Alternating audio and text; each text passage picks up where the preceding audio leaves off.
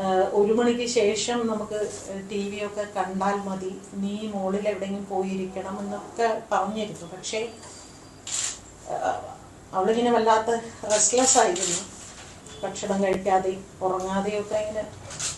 അപ്പോൾ അവൾ മുകളിൽ അവളുടെ മുറിയിൽ തന്നെയായിരുന്നു, അവൾ TV കാണാനൊന്നും വന്നില്ല. ഞാനും അവളുടെ കുറച്ച് വളരെ അടുത്ത സുഹൃത്തുക്കൾ, ശില്പ, മൃദുല എന്നൊക്കെ പറയുന്ന കുട്ടികൾ, പിന്നെ അവളുടെ ബ്രദേഴ്സ് 2 പേരും ഉണ്ടായിരുന്നു, അമ്മയും. ഞങ്ങൾ മാത്രം TVയുടെ മുമ്പിലിരുന്ന് കണ്ടുകൊണ്ടിരുന്നു.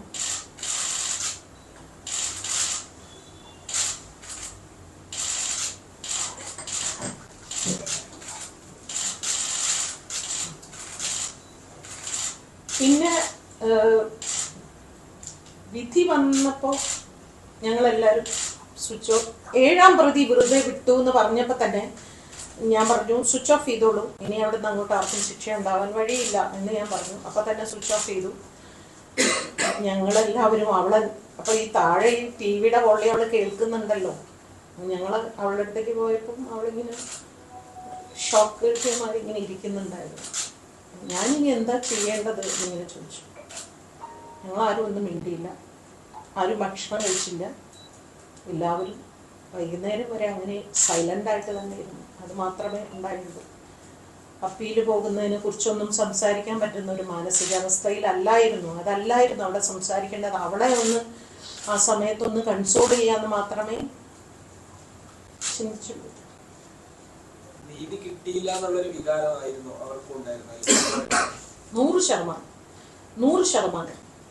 കോടതി മുറിക്കുള്ളിൽ അവൾ ഒരുപാട് അനുഭവിച്ചല്ലോ.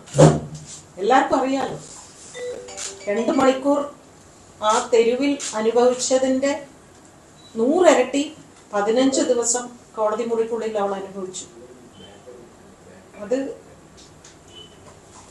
അത് അവൾ പറയുമ്പോഴേ അതിന് നിങ്ങൾക്ക് മനസ്സിലാവുള്ളൂ. ഞാൻ പറയുമ്പോൾ അത്രയ്ക്ക് അങ്ങോട്ട് നിങ്ങൾക്ക് കിട്ടണം എന്നില്ല.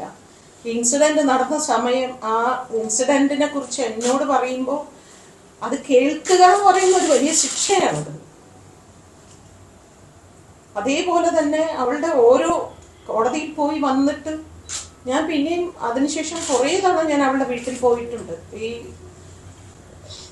വിചാരണ കഴിഞ്ഞതിന് ശേഷം, ട്രയൽ കഴിഞ്ഞതിന് ശേഷം ഓരോ തവണയും ഞാൻ മോളെ എന്ന് എനിക്ക് വയ്യ ചേച്ചി, ഇങ്ങനെ പറയും എന്നല്ലാതെ, നമ്മൾ മീഡിയയുടെ മുമ്പിൽ കാണുമ്പോൾ അവൾ ഭയങ്കരമായിട്ട് ചിരിച്ചൊക്കെയാണ് നമ്മൾ കാണുന്നത് ഇന്റർവ്യൂ. അല്ല, അവൾക്ക് സർവൈവ് ചെയ്തേ പറ്റൂ.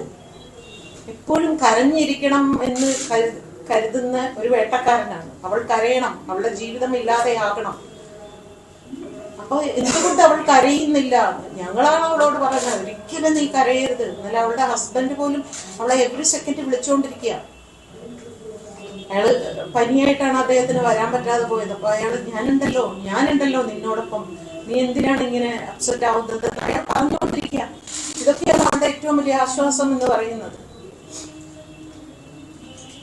അവളെ എങ്ങനെയെങ്കിലും നമുക്ക് ഒരു മാനസികമായ ധൈര്യം കൊടുത്ത് അവളെ മുമ്പോട്ട് കൊണ്ടുപോവുക എന്നുള്ളത് നമ്മൾ ഓരോരുത്തരുടെയും ആവശ്യമാണെന്നാണ് എനിക്ക് തോന്നുന്നത്. അത് ഞാൻ അവസാനം വരെ ഞാൻ ഇങ്ങനെ തന്നെയായിരിക്കും. വൈകുന്നേരം വരെ ഞാൻ അവിടെ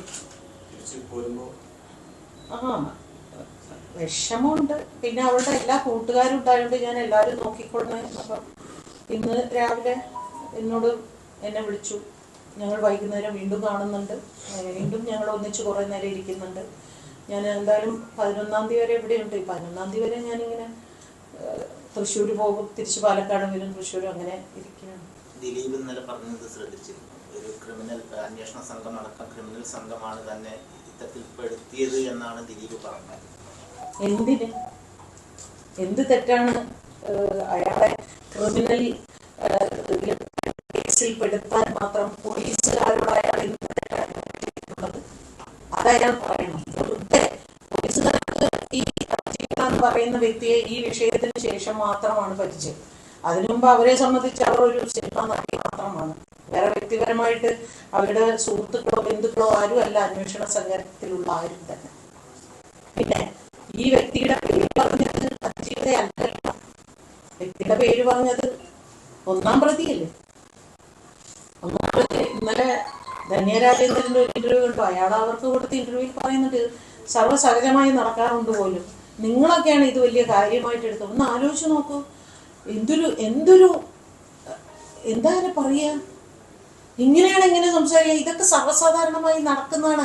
നിങ്ങൾ മാധ്യമങ്ങളാണ് അതിനെ ഇത്ര വലിയ വാർത്തയാക്കി അതിനെ ഇത്ര നശിപ്പിച്ചത് എന്ന് പറയണം. അതായത് അവന്റെ ഇതിൽ എത്രയോ പെൺകുട്ടികളെ ഇങ്ങനെ അയാൾ ചെയ്യുന്നുണ്ട്. അതിൽ അവൻ ഈ ഒരു കേസിൽ മാത്രമേ ഇയാളുടെ പേര് പറഞ്ഞുള്ളൂ. മറ്റുള്ളതൊന്നും ഇയാൾ പറഞ്ഞിട്ടാണ് പറഞ്ഞതെന്നൊന്നും അയാൾ പറയുന്നില്ല. പക്ഷെ ഈ ഒരു കേസിൽ നിങ്ങൾക്കൊക്കെ ഓർമ്മയുണ്ടാവും, അന്നത്തെ ദിവസം അയാൾ ഇങ്ങനെ നടന്നു പോകുമ്പോൾ ഇയാളുടെ പേര് പറഞ്ഞിട്ടാണ് നടന്നു പോകുന്നതല്ലേ. കോടതിയിൽ ചോദിച്ചപ്പോഴും അന്വേഷണ ഉദ്യോഗസ്ഥർ ചോദിച്ചപ്പോഴും അതിജീവിത എന്താ പറഞ്ഞത്? എനിക്കറിയില്ല എന്നാണ് അവിടെ പറഞ്ഞത്. എനിക്കറിയില്ല അതിന്റെ പിന്നിൽ അയാളാണോ എന്ന്. എനിക്ക് ആ പൾസസുനി പറഞ്ഞ വിവരം മാത്രമാണ്. പക്ഷേ നിങ്ങളോട് ശത്രുതയുണ്ടോ? ശത്രുതയുണ്ട്, തീർച്ചയായിട്ടും ശത്രുത ഉള്ളത് കൊണ്ട് ഞാൻ വിശ്വസിക്കുന്നു അയാൾ തന്നെയാണ് എന്ന്. പക്ഷെ തെളിവുകൾ കണ്ടെത്തേണ്ടത്, തെളിവുകൾ ഉണ്ടാക്കുകയല്ല, കണ്ടെത്തേണ്ടത് പോലീസ് ആണ്. ആ തെളിവുകൾ കണ്ടെത്തിയതിന്റെ പേരിലല്ലേ ഇനി ഒരു പക്ഷേ ഇദ്ദേഹം ഇന്നലെ പറഞ്ഞതുപോലെ ഈ ഗൂഢാലോചന നടത്തി ഇദ്ദേഹത്തെ അറസ്റ്റ് ചെയ്ത് ലോക്കപ്പിലിട്ടാൽ നിങ്ങൾക്ക് തോന്നുന്നുണ്ടോ തെറ്റ് ചെയ്യാത്ത അയാളെ 24 മണിക്കൂർ അതിനകത്ത് ഇടാൻ പറ്റുമോ? നിങ്ങൾ ആരെങ്കിലും വെറുതെ ഇരിക്കും ഇവിടുത്തെ മാധ്യമങ്ങൾ? നിങ്ങൾക്ക് ആൺപെണ്ണെന്നുള്ള വ്യത്യാസമൊന്നുമില്ല. നിങ്ങൾ എന്താണോ ശരിയായ വാർത്ത അതിന്റെ പിന്നിൽ പോകുന്ന ആളുകളാണെങ്കിൽ വെറുതെ തെറ്റ് ചെയ്യാത്ത ഒരാളെ 85 ദിവസം അഴിക്കുള്ളിൽ ഇടാൻ പറ്റും തോന്നുന്നുണ്ടോ? 3 തവണ ജാമ്യം അപേക്ഷിച്ച് 3 തവണ ജാമ്യം തള്ളി. കോടതിക്ക് ഇത് വായിച്ചാൽ മനസ്സിലാവില്ലേ ഇതിൽ എത്രമാത്രം സത്യമുണ്ട്, നേരുണ്ട് എന്നുള്ളത്? ഹൈക്കോടതിയില്ലേ ജാമ്യം തള്ളിയത്? അപ്പൊ ഇതെല്ലാം മറന്നുകൊണ്ട് അന്വേഷണ ഉദ്യോഗസ്ഥരെ പറയുന്നത് അതൊരു തരം രക്ഷപ്പെടൽ മാത്രമാണ്. ഈ വിധി വന്നതിന് ശേഷം ദിലീപിനെ അനുഭവിക്കുന്ന ആളുകൾ പറയുന്നത് ഒരു പ്രതിയെ കണ്ടെത്തിയതിനു ശേഷം അതിനു വേണ്ടിയിട്ട് തെളിവുകൾ സൃഷ്ടിച്ചു എന്നുള്ളതാണ്.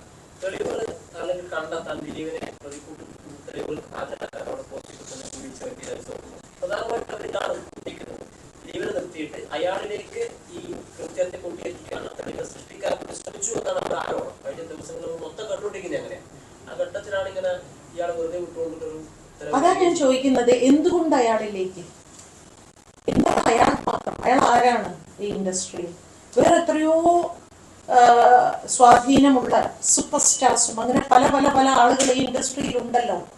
എന്തുകൊണ്ട് ഇയാളുടെ പേര് മാത്രം? അതിന്റെ കൂടെ അയാളും ഒപ്പം ഉണ്ടായിരുന്നു എന്ന് പോലും മറിച്ചൊരു പേര് ഈ 1-ാം പ്രതി പറയുന്നില്ലല്ലോ. മാത്രമല്ല വളരെ സ്വകാര്യ സംഭാഷണത്തിൽ ജയിലിനുള്ളിൽ ജിൻസൺ എന്ന് പറയുന്ന ആളോട് പോലും ഇയാൾ ഇത് തന്നെയാണ് ആവർത്തിച്ചുകൊണ്ടിരിക്കുന്നത്. പോലീസുകാരുടെ മുമ്പിലും മാധ്യമങ്ങളുടെ മുമ്പിലും പറയുന്നത് ഇരിക്കട്ടെ, ഏതൊരു കള്ളനും സ്വകാര്യ നിമിഷങ്ങളിൽ അറിയാതെ ചില സത്യങ്ങൾ പുറത്തു വരും. അവിടെ പോലും അയാൾ ഇയാളുടെ പേര് തന്നെയല്ലേ പറഞ്ഞുകൊണ്ടിരിക്കുന്നത്. അപ്പൊ താൻ നിരപരാധിയാണ് എന്ന് മറ്റുള്ളവരെ ധരിപ്പിക്കാൻ വേണ്ടി ഉണ്ടാക്കുന്ന ചില കെട്ടുകഥകൾ അല്ലെങ്കിൽ അദ്ദേഹത്തിന്റെ ചില സാമർത്ഥ്യപൂർവ്വമുള്ള ഇതുവരെ ഉണ്ടാവാത്തൊരു ശബ്ദം പെട്ടെന്ന് ഇന്നലെ വല്ലാതെ ഒരു ഉറച്ച ശബ്ദം എന്ന് പറയുന്നത് അതൊരു ഒരു കള്ളലക്ഷണമാണ്.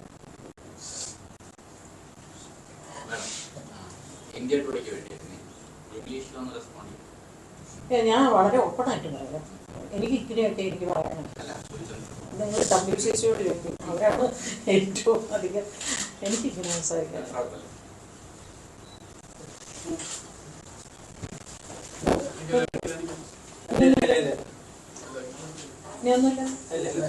Thank you so much. എനിക്ക് വേണ്ടി നിങ്ങളെല്ലാവരും ഇങ്ങനെ വരുമെന്ന് ഞാൻ ഒട്ടും പ്രതീക്ഷയില്ല. ഞാൻ ആരുമല്ല, ഞാൻ ആഫ്റ്റർ ഓൾ ഒരു ഡബിങ് ആർട്ടിസ്റ്റാണ്. എന്നിട്ടും ഞാനൊരു പത്രസമ്മേളനം വിളിച്ചപ്പോൾ തന്നെ നിങ്ങളെല്ലാവരും വന്ന് സഹകരിക്കുന്നത് എനിക്ക് വേണ്ടിയല്ല അവൾക്ക് വേണ്ടിയാണ് എന്ന് എനിക്ക് ഉത്തമ ബോധ്യമുണ്ട്. ഈ ഒരു സപ്പോർട്ട് എന്നും അവൾക്ക് നിങ്ങൾ കൊടുക്കണം എന്നാണ് എൻ്റെ വിനീതമായ ഒരു അപേക്ഷ.